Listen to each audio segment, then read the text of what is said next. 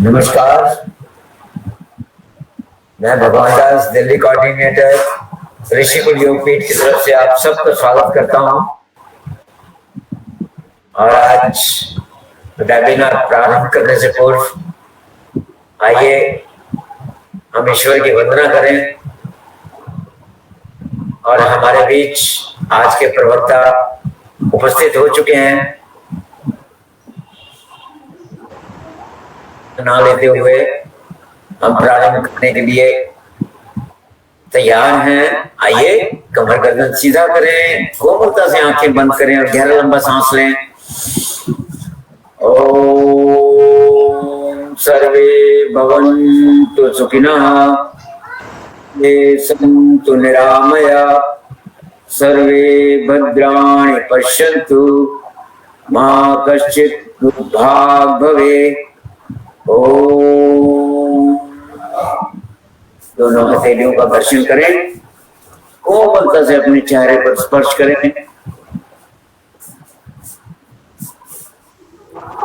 मैं हमारे अध्यक्ष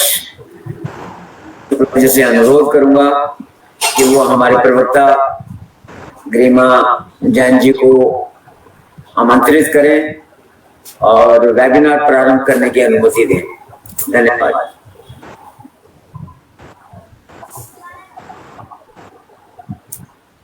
बहुत बहुत धन्यवाद डॉक्टर भगवान दास जी।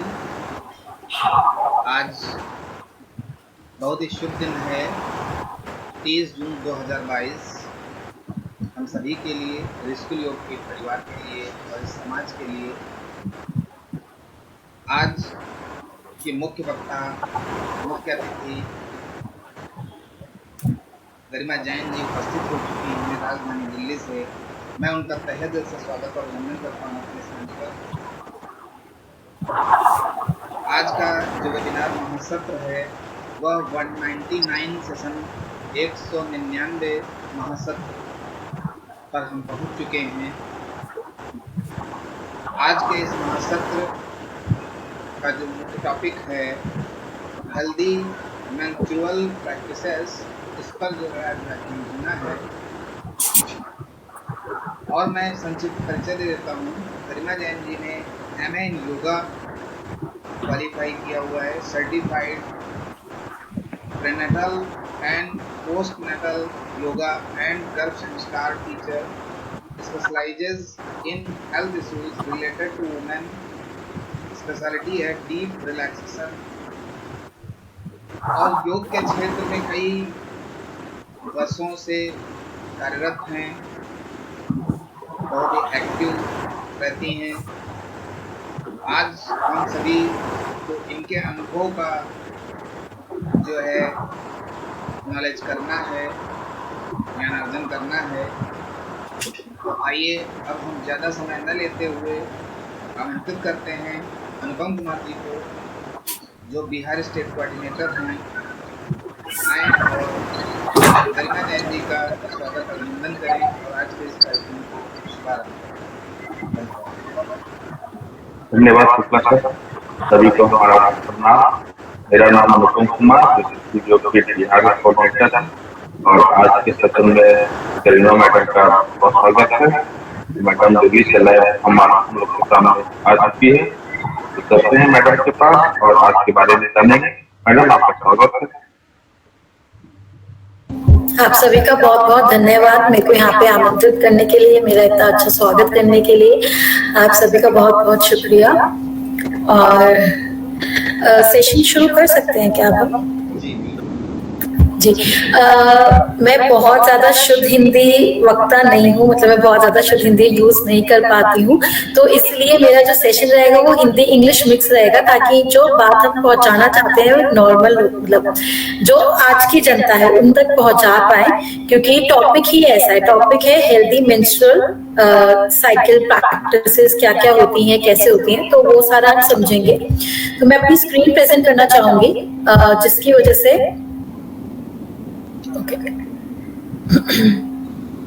क्या आप मेरी स्क्रीन क्या आप मेरी स्क्रीन देख पा रहे हैं? Yes madam. Okay, 1 second. क्या आप प्रेजेंटेशन देख पा रहे हैं? यस, हाँ मैम। एक सेकेंड। ओके, सबसे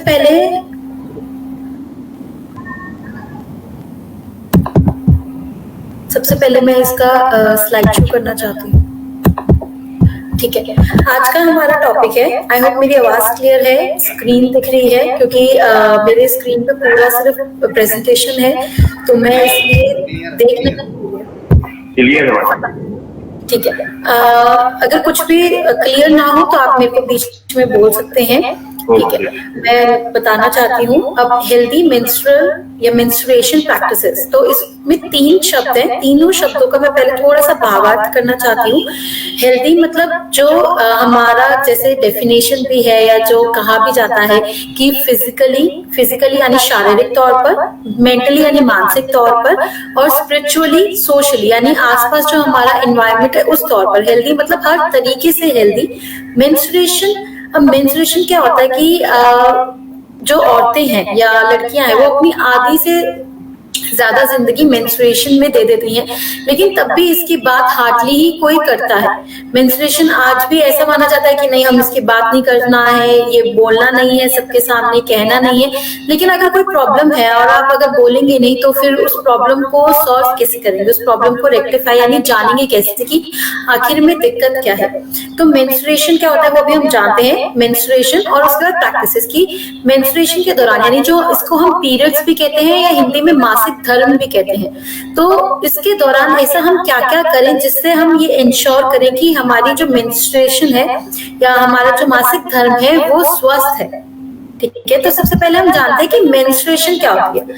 मेंस्ट्रुएशन यानी जो हमारे ना एक रिप्रोडक्टिव सिस्टम होता है, रिप्रोडक्टिव सिस्टम जहां से रिप्रोड्यूस करते हैं या बच्चा जन्म लेता है। तो जो ये अपॉर्चुनिटी है यानी ये जो बच्चा पैदा करने की क्षमता है ये ईश्वर ने खाली औरतों को ही दी है, तो इसलिए उनका रिप्रोडक्टिव सिस्टम जो है वो अलग तरीके से होता है। जो आदमी होते हैं उनका रिप्रोडक्टिव सिस्टम अलग तरीके से होता है। तो जो औरतों का रिप्रोडक्टिव सिस्टम होता है उसके अंदर कुछ डिफरेंट ऑर्गन्स होते हैं जिन्हें हम जैसे ओवरी है, ट्यूब्स है, यूट्रस है, फिर सर्विक्स है, वजाइना है, ये सारे रिप्रोडक्टिव ऑर्गन्स है। तो इन ऑर्गन्स में मेंस्ट्रुएशन क्या होता है, ब्लड क्यों निकलता है, हर महीने 3-4 दिन के लिए औरतें ब्लीड क्यों करती हैं यानी खून क्यों निकलता है वो जानते हैं पहले, क्योंकि ये जानना सिर्फ औरतों के लिए जरूरी नहीं है, बाकी सबके लिए भी जरूरी है। क्योंकि आधी से ज्यादा जिंदगी, आप सोच रहे हैं आधी से ज्यादा जिंदगी हर महीने मेंस्ट्रुएशन होता है और हर महीने में उस मेंस्ट्रुएशन की वजह से उनके बाकी के दिन भी अफेक्ट होते हैं और आगे आने वाले दिन भी अफेक्ट होते हैं।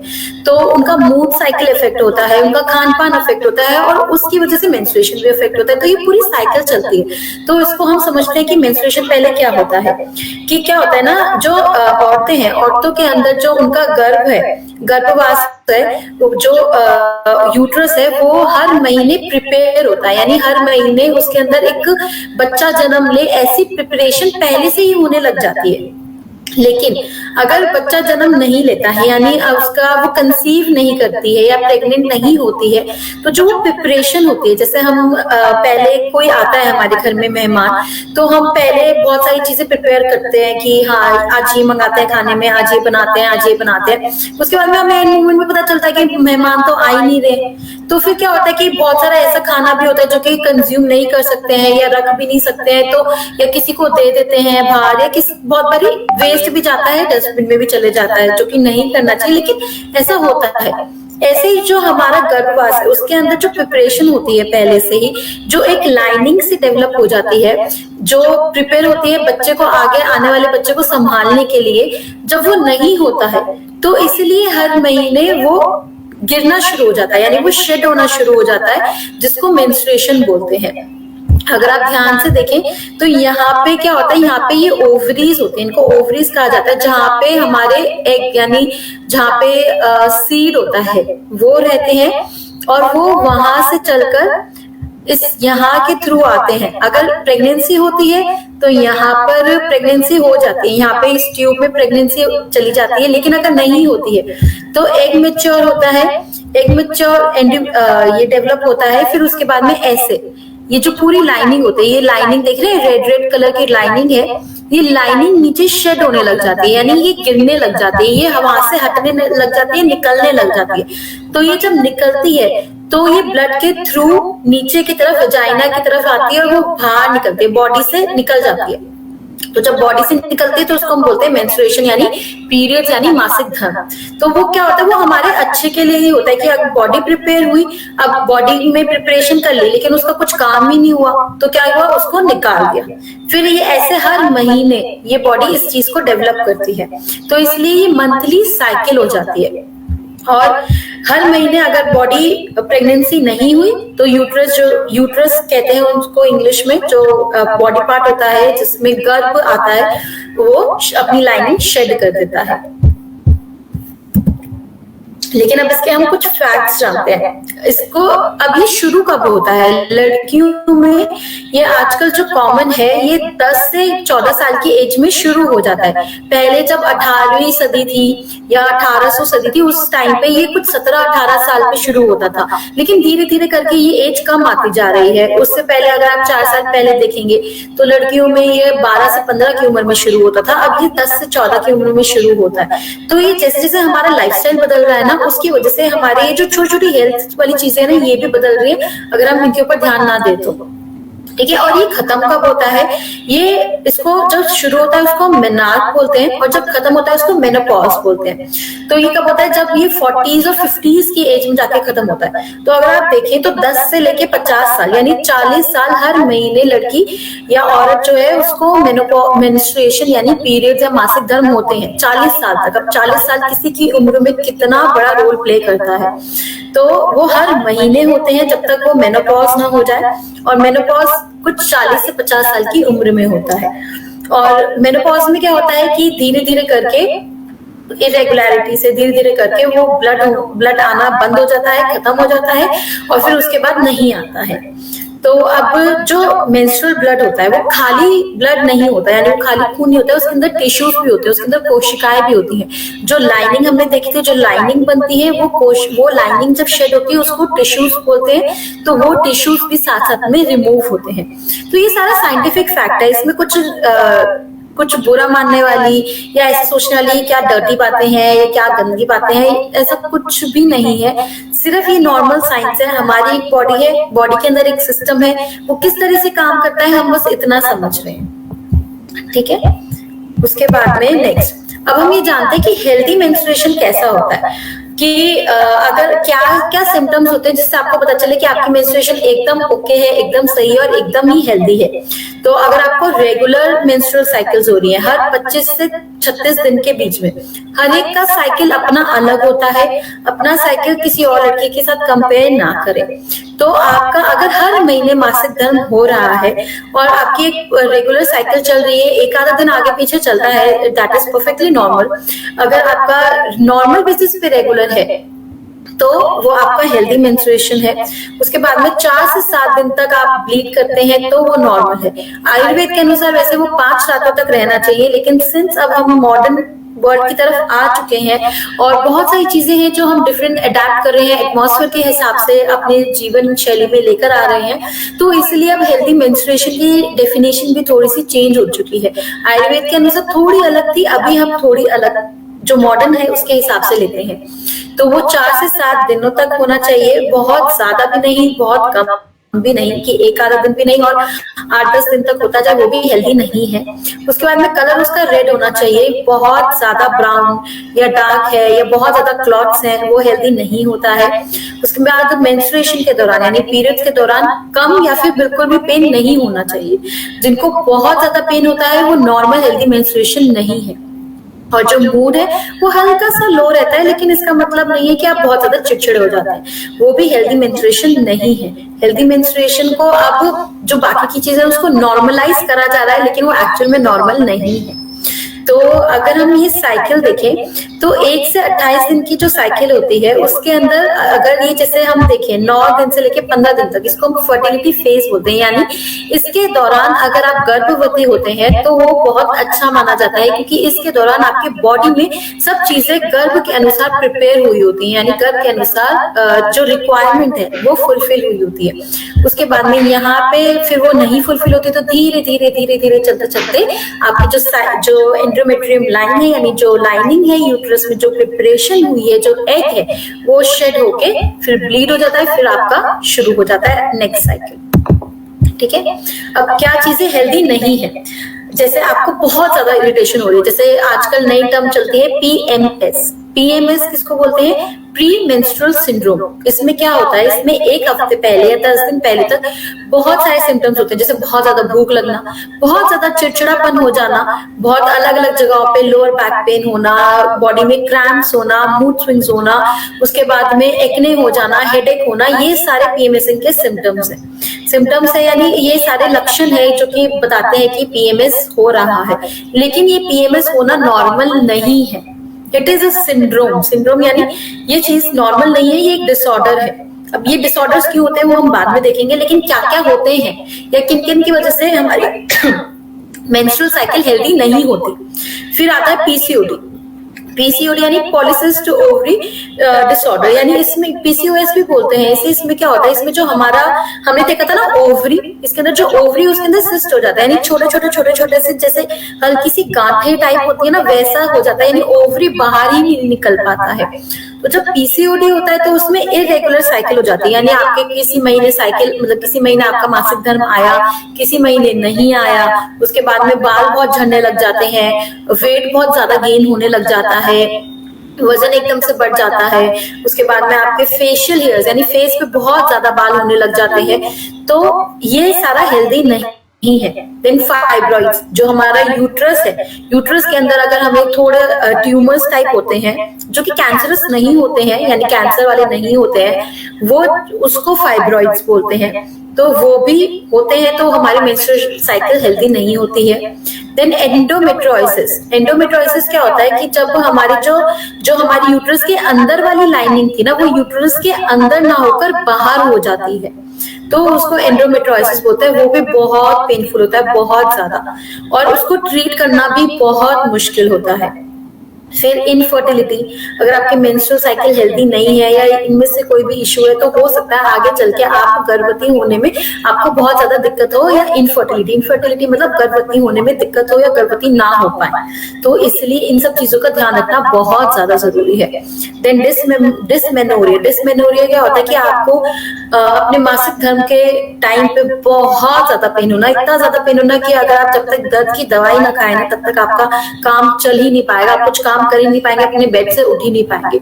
ये हेल्दी सिम्टम नहीं है, इसका मतलब है कि आपके मेंस्ट्रुएशन साइकिल हेल्दी नहीं है। आपको दिखाने की, या तो डॉक्टर से बात करने की, या उनको दिखाने की, उनको कंसल्ट करने की जरूरत है। इतना पेन होना नॉर्मल नहीं है। और अमेनोरिया यानी पीरियड्स का ना होना। पीरियड्स का अगर मिनाक यानी 10 साल की उम्र से पहले पीरियड्स नहीं होते हैं और मेनोपॉज के बाद पीरियड्स नहीं होते हैं, या प्रेगनेंसी के दौरान पीरियड्स नहीं होते हैं, ये नॉर्मल है। लेकिन इसके अलावा अगर आपके पीरियड्स नहीं हो रहे हैं या किसी महीने मिस हो रहे हैं तो वो भी नॉर्मल नहीं है। तो जरूर अगर ऐसा कुछ केस है तो जरूर डॉक्टर को दिखाएं, ठीक है। उसके बाद में हेल्दी क्यों नहीं होते आजकल पीरियड्स, ऐसा क्यों हो गया कि रिप्रोडक्टिव ऑर्गन से रिलेटेड हमें इतने सारे इश्यूज होने लगे और इतने सारे इश्यूज है, इतनी सारी दिक्कतें होती हैं, तभी हम डॉक्टर के पास खुल के नहीं बता पाते हैं। तो वो क्यों होता है? क्योंकि आजकल जो हमारी लाइफस्टाइल है, जीवन शैली है, वो बहुत ही सीडेंट्री बोले तो कि हम काम बहुत कम कर रहे हैं, मतलब हम दिमाग हम बहुत यूज कर रहे हैं, दिमाग को बहुत यूज कर रहे हैं, लेकिन फिजिकली हम पूरे दिन पर ज्यादातर हमारा बैठने का काम होता है, तो हम लैपटॉप के आगे बैठे होते हैं या पूरे टाइम फोन के आगे, या स्क्रीन हम बहुत ज्यादा यूज करने लग गए हैं। हमारा जो फिजिकल एक्टिविटी है वो बहुत ज्यादा कम हो गया है, सोच में या स्ट्रेस में बहुत ज्यादा रहते हैं। फिर हमारी डाइट जो है वो बहुत, यानी हमारा जो खान पान है वो बहुत ज्यादा खराब होता जा रहा है, अफेक्ट होता जा रहा है। जैसे खान पान में अगर आपको बहुत ज्यादा प्रोसेस्ड फूड लेते हैं, प्रोसेस्ड फूड बोले तो जो पैकेट्स में फूड्स मिलते हैं, चिप्स हो गया जैसे, या बाहर का खाना हो गया जैसे बर्गर, पिज्जा, ये सब हो गया, या बहुत ज्यादा हाई जो प्रोसेस्ड फूड होते हैं, जो स्पेशली पैकेट्स में होते हैं, जैसे टॉपिंग्स या सॉसेस होती हैं, उनमें बहुत ज्यादा सॉल्ट कंटेंट होता है, नमक की मात्रा बहुत अधिक होती है, जो कि आपके शरीर के लिए बहुत हानिकारक होता है। या बहुत ज्यादा मीठा कंज्यूम करते हैं, या जैसे पेस्ट्रीज, केक्स, ये सब चीजें यूज करते हैं। या फिर आप बिल्कुल भी फिजिकल एक्टिविटी नहीं करते, एकदम से आपने फिजिकल एक्टिविटी बहुत कम कर दिया, एकदम से बहुत बढ़ा दिया। अगर आप धीरे धीरे, हम कभी भी धीरे धीरे एक एक सीढ़ी चढ़ते हैं तो हमें उस चीज का बेनिफिट मिलता है, लेकिन अगर हम एक बारी में छलांग लगाने की कोशिश करते हैं तो हम गिर भी जाते हैं। तो इसलिए अगर आप फिजिकल एक्टिविटी नहीं करते और एकदम से आपने बहुत ज्यादा बढ़ा दी तो वो भी आपके लिए दिक्कत है। तो धीरे धीरे अगर हम बढ़ते हैं तो हमारे लिए फायदा होता है। या फिर हम बहुत ज्यादा स्ट्रेस लेते हैं, अब जैसे हमारे घर में क्या चल रहा है, घर में माँ बाप ने कुछ कह दिया तो स्ट्रेस हो गया, बाहर दोस्तों ने कुछ कह दिया तो स्ट्रेस हो गया, टीचर ने कुछ कह दिया तो स्ट्रेस हो गया, मतलब हर एक छोटी छोटी चीज, यहाँ तक कि होमवर्क कंप्लीट नहीं हुआ तो स्ट्रेस हो गया, ये नहीं हुआ तो स्ट्रेस, वो नहीं हुआ तो स्ट्रेस। हर एक चीज पे, एक एक छोटी छोटी चीज पे हम इतना स्ट्रेस लेते हैं, इतना स्ट्रेस, इतना सोचते हैं, कभी लेट गो ही नहीं, मतलब कभी उस चीज को छोड़ ही नहीं पाते। तो ये जो इतना ज्यादा सोचना है, अपने अपने इतने छोटे से कंधों पे इतना ज्यादा बोझ लेना है, उसकी वजह से भी बहुत सारी दिक्कतें होती हैं। और stress is one of the major reason, जिसकी वजह से स्ट्रेस एक ऐसा, जो ये सोचना और तनाव एक ऐसा बहुत ही बड़ा महत्वपूर्ण कारण है, जिसकी वजह से हमारा जो रिप्रोडक्टिव ऑर्गन से रिलेटेड प्रॉब्लम्स होती हैं, जो हमारे मासिक धर्म में प्रॉब्लम्स होती हैं, वो उसका एक बहुत बड़ा कारण है। और हम प्रॉपरली स्ट्रेस की वजह से, स्ट्रेस बहुत ज्यादा है, खाना पीना ठीक से नहीं है तो हमें नींद प्रॉपर नहीं आती, हम ठीक से या तो सो नहीं पाते या फिर बहुत ज्यादा सो जाते हैं। फिर कॉन्ट्रासेप्टिव पिल्स अगर आप यूज करते हैं, बर्थ कंट्रोल पिल्स यूज करते हैं, तो उसकी वजह से भी रिप्रोडक्टिव ऑर्गन्स के ऊपर बहुत बुरा इफेक्ट पड़ता है। फिर अगर आपके एकदम से कोई एनवायरनमेंट चेंज हुआ है कि आज आप उससे भी चेंज आता है, लेकिन वो बहुत ही टेम्पररी चेंज होते हैं, वापस से आप एनवायरनमेंट में आ जाते हैं, बॉडी आपकी एडजस्ट कर लेती है तो कोई दिक्कत नहीं होती। जैसे आप सपोज करिए जम्मू में थे, जम्मू से एकदम से आप मुंबई पहुंच गए हैं 1-2 महीने के लिए, तो आपकी साइकिल में चेंज आएगा, एनवायरमेंटल चेंज है, क्योंकि एकदम से ठंड वाली जगह से आपको हैबिट ठंड वाली जगह की थी, एकदम से मुंबई में बहुत ड्राई प्लेस है या बहुत ह्यूमिड प्लेस है, वहां पे पहुंच गए हैं, तो आपका एनवायरमेंट का इफेक्ट आपकी बॉडी पे रिफ्लेक्ट होगा।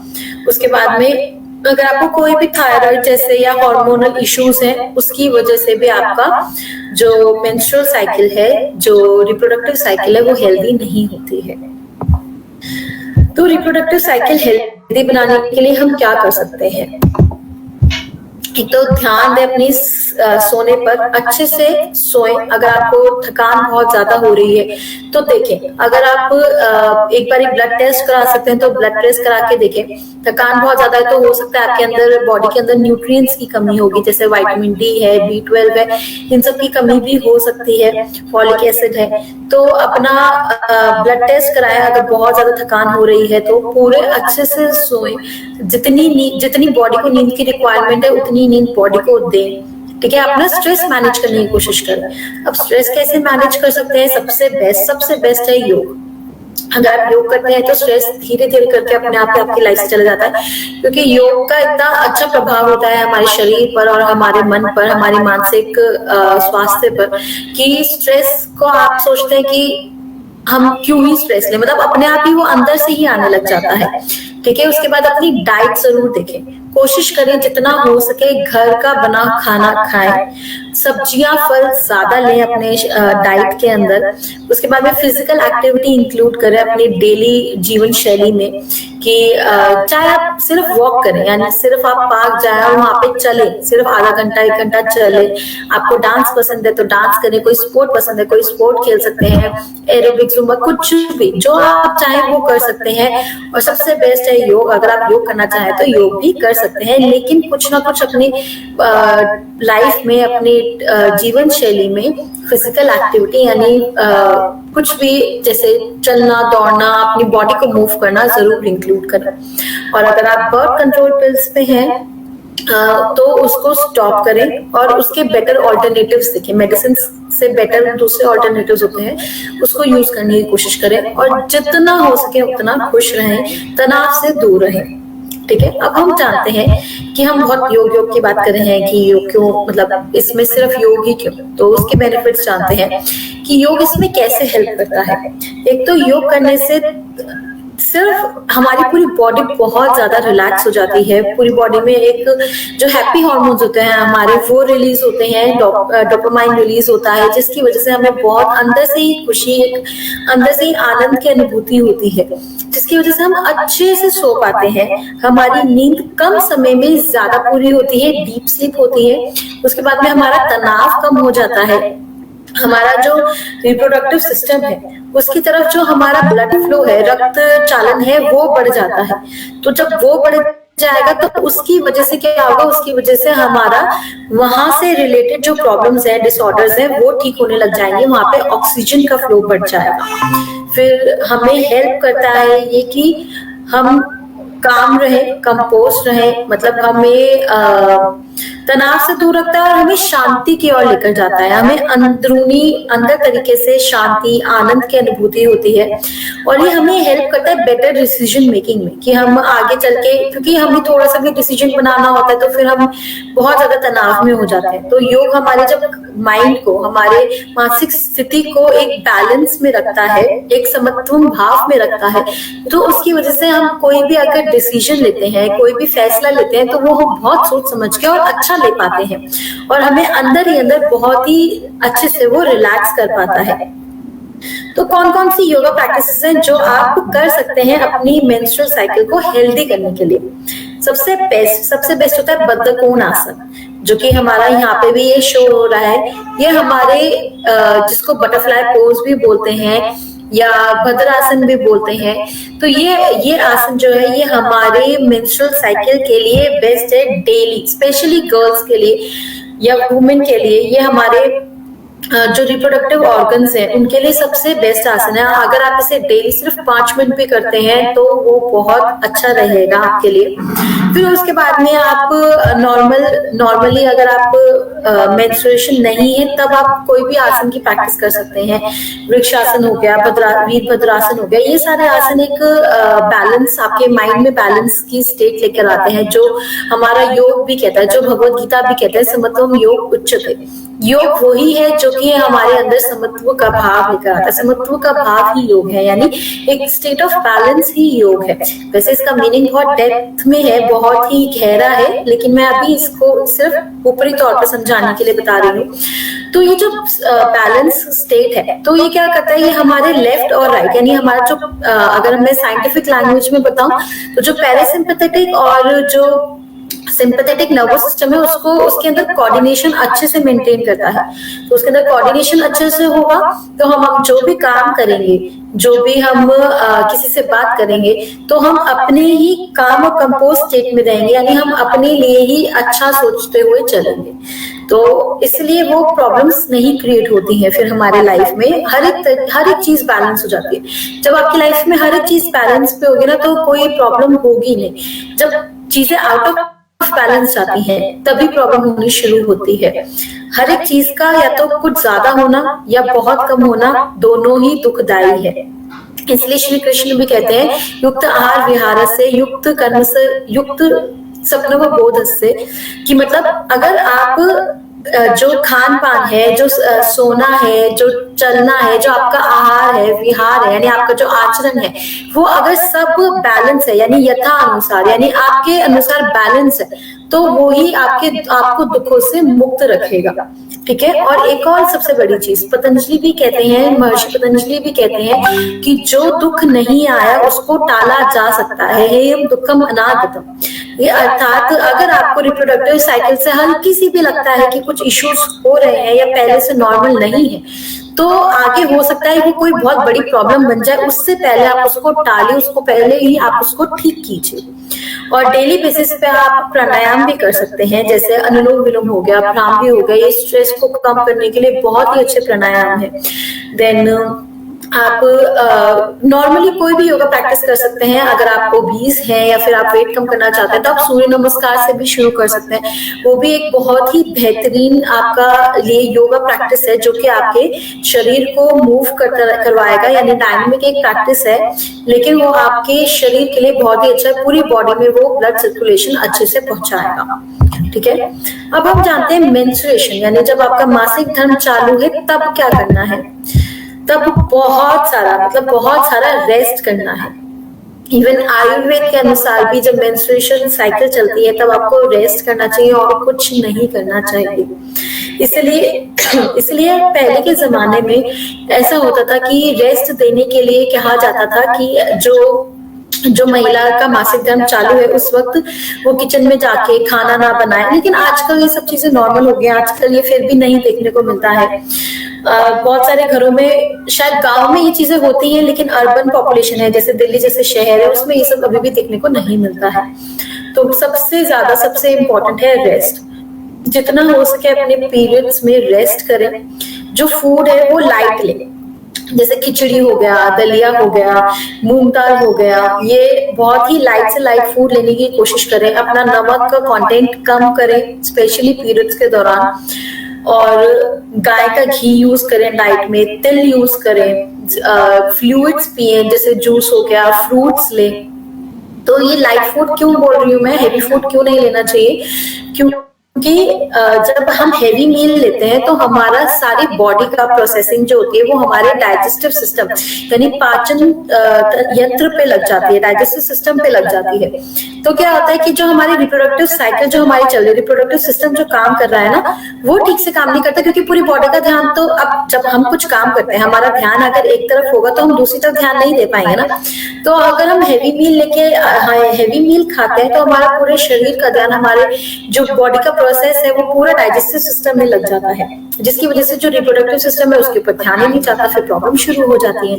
ऑल्दो ये कहते हैं कि दोनों अलग सिस्टम है, इनको अलग रखना चाहिए, लेकिन बॉडी में कुछ भी अलग नहीं है। हर एक सिस्टम, हर एक कोशिका, हर एक नर्व, हर एक सेल आपस में जुड़े हुए हैं। यहाँ तक कि जो रस बनता है, जो हम खाते हैं, वो जब रस बनता है तो वो ही धातुओं की ओर जाता है, वो ही हमारे मसल्स को बनाता है, और सबसे एंड में वो ही हमारा जो सेल है, जो हमारा इवन एग है वो भी एक सेल है, वो बनाता है। तो इसलिए खान पान का अपना बहुत ध्यान रखें। उसके बाद में पीरियड के दौरान में एक्सरसाइज ना करें। मैंने बहुत सारी जगह सुना है, लोग कहते हैं कि पीरियड्स के दौरान तो एक्सरसाइज करनी चाहिए, वो अच्छा होता है, काम डाउन कर देता है, ये कर देता है, वो कर देता है, लेकिन नहीं। जो पीरियड्स के दौरान आपकी बॉडी जो होती है वो बहुत ही फटीग के थ्रू गुजरती है। अगर मैं आयुर्वेद की भाषा में बोलूँ तो पीरियड्स के दौरान आपका वात और पित्त जो होता है वो बढ़ जाता है। तो जब वात बढ़ता है ना आपकी बॉडी में, तो आपकी बॉडी में क्रैम्प्स होने शुरू हो जाते हैं, दर्द होने शुरू हो जाते हैं। कई बारी मासिक धर्म में लोगों को पेट पे ही नहीं बल्कि आप उनके पैरों में, पीठ में भी दर्द होता है। वो क्यों होता है? क्योंकि वहां पे वात ज्यादा बढ़ जाता है। तो उसकी वजह से अगर आप एक्सरसाइजेस करते हैं तो उस टाइम पे आपकी बॉडी की जो क्षमता है वो कम हो चुकी होती है, कैपेबिलिटी कम हो चुकी होती है, जिसकी वजह से एक्सरसाइज करने की वजह से आपकी जो बोन्स और मसल्स है वो आगे चल के वीक होने की बहुत हाई प्रोबेबिलिटी होती है। तो इसलिए मासिक धर्म के अनुसार एक्सरसाइजेस ना करें, रेस्ट करें जितना ज्यादा हो सकता है। अगर आप योगा प्रैक्टिस करते हैं तो योगा प्रैक्टिस भी नहीं करनी चाहिए, पीरियड्स के दौरान नहीं करनी चाहिए। वो मैं इसलिए बोल रही हूँ क्योंकि हमारी बॉडी जो है ना वो सिर्फ हमारे सिस्टम से नहीं बनी है, हमारे सेल से नहीं बनी है। इसके अंदर बहुत सारी ऐसी चीजें जो हमें दिखती नहीं है लेकिन तब भी है। जैसे आयुर्वेद के अनुसार इसके अंदर रस भी है जो कि हमारे खाने से बनता है। ऐसे ही अगर हम वायु की बात करें तो हमारा शरीर पांच वायु से बनता है।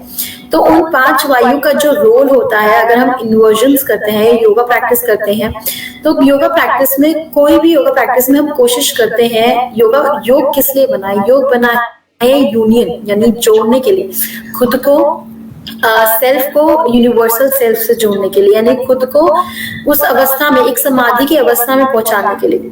तो समाधि की अवस्था कैसे बनती है? जब हम प्राण वायु और अपान वायु को साथ में लेकर आते हैं। लेकिन जब हमारे पीरियड चल रहे होते हैं, ये बहुत ही हम बहुत अलग ट्रैक पे जा रहे हैं, लेकिन ये समझाना बहुत जरूरी है क्योंकि लोगों के अंदर बहुत सारे मिसकंसेप्शंस होने लग गए हैं, यानी बहुत ज्यादा मिथ्स होने लग गए हैं मासिक धर्म को लेके कि पहले तो ये सब टैबू था, ये था वो था, बहुत कुछ होने लग गया है। लेकिन सच्चाई क्या है कि जब योग होता है तो समाधि की अवस्था में क्या कोशिश की जाती है कि जो प्राण वायु है और अपान वायु है, अपान वायु को ऊपर की ओर खींचा जाए, लेकिन पीरियड्स के दौरान अपान वायु नीचे की ओर जाती है क्योंकि कुछ शरीर से बाहर निकल रहा है। जब एक्सक्रीशन होता है, यानी जब हम सुबह पेट साफ करते हैं, तब भी हमारा जो अपान वायु है वो नीचे की ओर काम करता है। लेकिन अगर हम योगा प्रैक्टिस करते हैं तो वो ऊपर की ओर बढ़ने लग जाता है, जिसकी वजह से हमें जो मेंस्ट्रुअल प्रॉब्लम्स हैं वो होने लग जाती है। इसलिए कोशिश करें उस टाइम पे आप जितना रेस्ट कर सकते हैं वो करें। योग निद्रा आप करना चाहे तो कर सकते हैं, लेकिन भद्रासन कर सकते हैं, लेकिन नॉर्मली आप अवॉइड करें, सिर्फ रेस्ट करें, जितना कर सकते हैं उतना काफी है। सिर्फ 3 दिन का रेस्ट। आप ये सोचिए ये एक ब्रेक टाइम है जो आप इतने टाइम से काम कर रहे हैं, स्पेशली अगर वर्किंग वुमेन है या इवन हाउसवाइफ भी है, होम मेकर भी है, तो उनके लिए कोई अलग से संडे नहीं होता है। होम मेकर्स के लिए वो संडे को भी काम करते हैं। तो ये सोचिए कि ये महीने में आपको भगवान ने 3 दिन दिए कि आपको रेस्ट करना है, तो अच्छे से रेस्ट कीजिए। उसके बाद में बहुत ज्यादा पेन है तो कोशिश कीजिए, इनिशियली आप कोशिश कीजिए कि मेडिसिन की जगह हीट पैक यूज करें। अगर उसे काम नहीं बन रहा है तो फिर आप मेडिसिन ले सकते हैं, लेकिन जरूर डॉक्टर को चेक कराएं कि ये आपका जो पेन है वो किस वजह से हो रहा है। इतना नहीं होना चाहिए। इसको ये मत सोचिए कि मेरी जिंदगी रुक गई या अब मैं आगे क्या करूंगी। जनरली ऐसे थॉट्स आने लग जाते हैं। मैं खुद एक वुमेन हूं, मेरे को खुद एक मासिक धर्म होते हैं, हर महीने होते हैं, तो मैं खुद जानती हूँ कैसी फीलिंग्स होती है, कैसा मूड होता है। मैंने ये रेस्ट वाली चीज में क्यों बोल रही हूँ, क्योंकि मैंने जब से कुछ टाइम से मैं खुद करने लगी हूँ तो मेरा पेन ऑलमोस्ट खत्म हो गया। मेरे को अब पेन नहीं होता है क्योंकि मैं बहुत ज्यादा अब कुछ महीनों से, जब से मैंने ये सब सीखा है ना, कुछ महीनों से 1 साल से मैं बहुत रेस्ट करती हूँ। मैं आराम से 3 दिन रेस्ट लेती हूँ, कुछ काम नहीं करती हूँ उस टाइम पे। और मेरे को अब धीरे धीरे करके, जब पहले बहुत पेन होता था मेरे को और अब एकदम से पेन खत्म होने लग गया है मेरा। तो ये चीजें एक्चुअली में काम करती हैं। आप खुद से, मेरी बात मत सुनिए, आप खुद से एक्सपीरियंस कर देखिए, क्योंकि जो चीजें आप एक्सपीरियंस करके सीख पाएंगे, जो चीजें आप एक्सपीरियंस करके खुद से अपने शरीर से सीख पाएंगे ना, वो आप किसी बाहर वाले से नहीं सीख सकते हैं। और योग है ही अवेयरनेस के लिए। तो अगर आप पीरियड्स का टाइम बहुत अच्छा टाइम होता है, अगर आप अपने लिए, अपने बारे में अवेयर हो, यानी अपने बारे में जागरूक हो, तो अपने बारे में जागरूक होइए कि देखिए कि आपको कैसा फील हो रहा है, किस चीज से आपके शरीर पे, आपके मानसिक पे कैसा क्या प्रभाव आ रहा है। तो खुद को देखिए, बस इतना कीजिए और कुछ मत कीजिए, रेस्ट कीजिए। अगर आपको जाना भी पड़ रहा है तो जरूर जाइए, अपना काम मत रोकिए। अगर छुट्टी ले सकते हैं तो बहुत अच्छी बात है, अगर नहीं रोक सकते हैं तो काम कीजिए, लेकिन काम के बाद फिर रेस्ट कीजिए। किसी और चीज में, आलतू फालतू की चीजों को अवॉइड कीजिए उस टाइम पे, ठीक है। ये ब्रेक टाइम है, अच्छे से अपनी ब्रेक को एंजॉय कीजिए।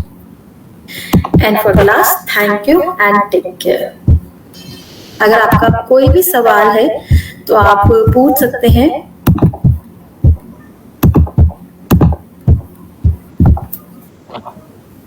पीरियड के टाइम में अनुलोम विलोम और प्रणव जाप तो कर ही सकते हैं।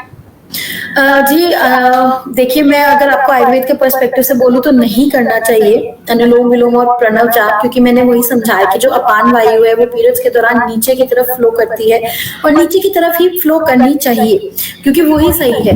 क्योंकि अगर जैसे पानी का एक फ्लो है, पहाड़ से पानी गिर रहा है, वो एक फ्लो में गिर रहा है, उसी में गिरता जा रहा है, तो वो एक अपना पाथ बना लेता है। आप एकदम से उसकी डायरेक्शन चेंज कर देंगे ना, तो वो उसको भी दिक्कत होगी और जहाँ पे चेंज हुई है उसको भी दिक्कत होगी। तो इसलिए अगर हम अनुलोम विलोम और प्रणव जाप करते हैं ना, तो अपान वायु का फ्लो ऊपर की तरफ होने लग जाता है, क्योंकि हम मेडिटेटिव पोज में बैठते हैं, हम अपने जो जेनाइटल्स है उनको सबको क्लोज कर देते हैं, हमारा खुद ब खुद मूल बंद लग जाता है। तो उसकी वजह से अपान वायु का डायरेक्शन ऊपर की तरफ हो जाता है, जो हमारे मेंस्ट्रुएशन के लिए सही नहीं है। 3 दिन आप सिर्फ रेस्ट कीजिए और कुछ मत कीजिए, मेरा सुझाव तो यही रहेगा। मैंने वजह भी आपको एक्सप्लेन की है। हाँ जी, और कुछ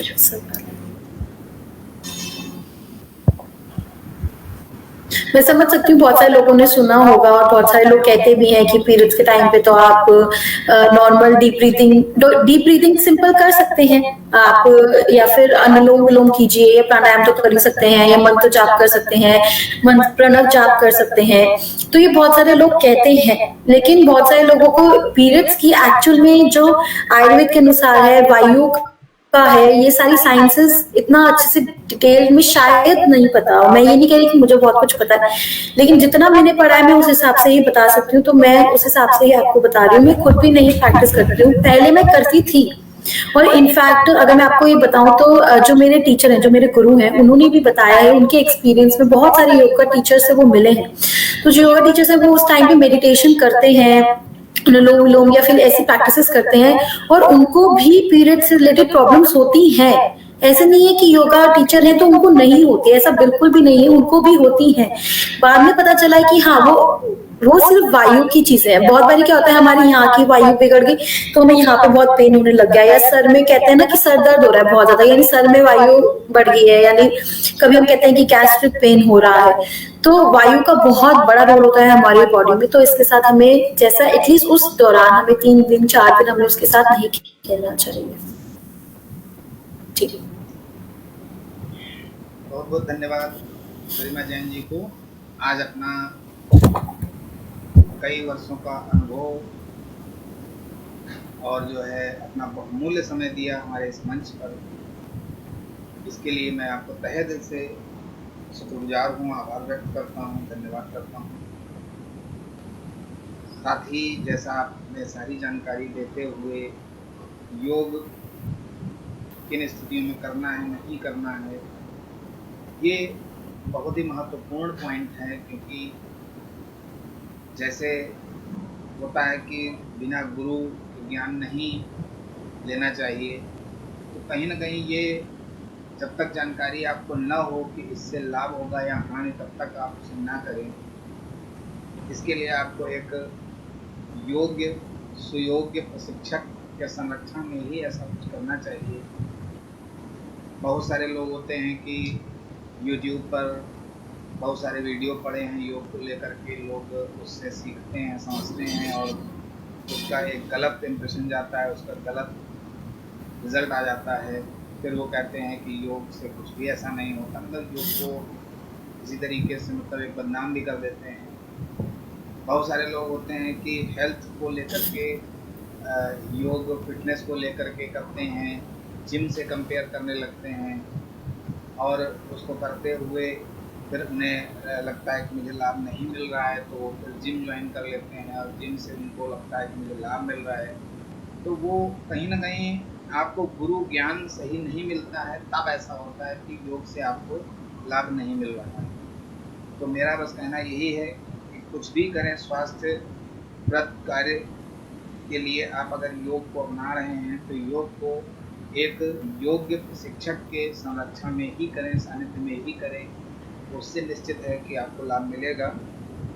और आज के विषय अनुसार आज बहुत ही लाभप्रद जानकारी प्रदान की गई इस मंच से, और निश्चित है कि उन सभी लोगों को लाभ मिलेगा जो लोग इस तरीके से ग्रसित हैं या उन्हें ऐसी जानकारी की ज़रूरत है। क्योंकि यह हमारा वीडियो फेसबुक लाइव चैनल के माध्यम से जारी है, और यूट्यूब चैनल पर भी, हमारे रेस्क्यू योगपीठ यूट्यूब चैनल पर भी मिलेगा। तो आज का यह वेबिनार महासत्र यहीं पर विराम दिया जाएगा।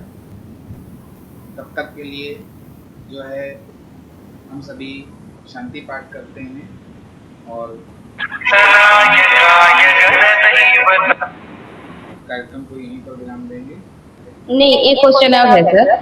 ऐसा है कि योग टीचर भी लोग मना नहीं करते हैं, पीरियड के टाइम में वही बोल देते हैं अनुलोम विलोम करिए, पेट पे जोर पड़ने वाला कोई भी आसन नहीं करिए, ये सब। हाँ, मैं खुद एक योग टीचर हूँ, इसलिए मुझे भी पता है, लेकिन ऐसा अच्छी बात है। लेकिन अब एक बात गरिमा जी से मेरी एक क्वेश्चन है जी, आपने तो 3 दिन रेस्ट करा, ठीक है, 3 दिन तो मतलब नॉर्मल 3 दिन होता है। एज मैं खुद एक लेडी हूँ, इसलिए मुझे भी पता है कि 3 दिन में खत्म नहीं होता है ना। किसी का 4 दिन भी रहता है, किसी का 5 दिन भी चलता है। तो क्या जब तक चले तब तक नहीं करें? या 3 दिन ही परहेज करें? देखिए, पहले की शुरुआत के 3 दिन सबसे महत्वपूर्ण होते हैं, सबसे इम्पोर्टेंट होते हैं, लेकिन जब तक चले तब तक ना करें। मेरा एक्सपीरियंस मैं एक्सपीरियंस से बोल रही हूँ, और मैं सिर्फ खुद के एक्सपीरियंस से नहीं बोल रही हूँ, मैं बहुत सारे मतलब मैंने बुक्स भी पढ़ी हैं। तो जब तक चल रहा है, अगर 4 दिन है, 5 दिन है, तब तक ना करें, रेस्ट करें, क्योंकि उस समय आपके शरीर को केवल और केवल रेस्ट की जरूरत है और किसी चीज की जरूरत नहीं है। आप एक बार खुद से करके देखिए, मेरी बात मत मानिए, खुद से करके देखिए, सिर्फ 2 महीने 3 महीने खुद से करके देखिए, आपको पता चल जाएगा जब आप करते थे तो क्या डिफरेंस था और जब आप रेस्ट कर रहे हैं तो क्या डिफरेंस है। जी बहुत बहुत धन्यवाद। अब शांति पाठ कराया जाए सर, कोई दिक्कत नहीं है। क्वेश्चन मेरा खत्म हो गया है। ध्यानात्मक आसन में सभी लोग बैठिए। 3 बार गायत्री मंत्र का उच्चारण करेंगे। ओम भूर्भुवस्वः तत्सवितुर्वरेण्यं भर्गो देवस्य धीमहि धियो यो नः प्रचोदयात्। ओम भूर्भुवस्वः तत्सवितुर्वरेण्यं भर्गो देवस्य धीमहि धियो यो नः प्रचोदयात्। ओम भूर्भुवस्वः तत्सवितुर्वरेण्यं भर्गो देवस्य धीमहि धियो यो नः प्रचोदयात्। ओम शांति शांति शांति। हथेलियों पर घर्षण करेंगे, कोमलता से चेहरे पर स्पर्श करेंगे। बहुत बहुत धन्यवाद आज के इस महोत्सव के बहुत बहुत धन्यवाद गरिमा मैडम आपको आज की सत्र के लिए। बहुत बहुत धन्यवाद मेरे को यहाँ पे आमंत्रित करने के लिए, ये मंच प्रदान करने के लिए बहुत बहुत थैंक यू।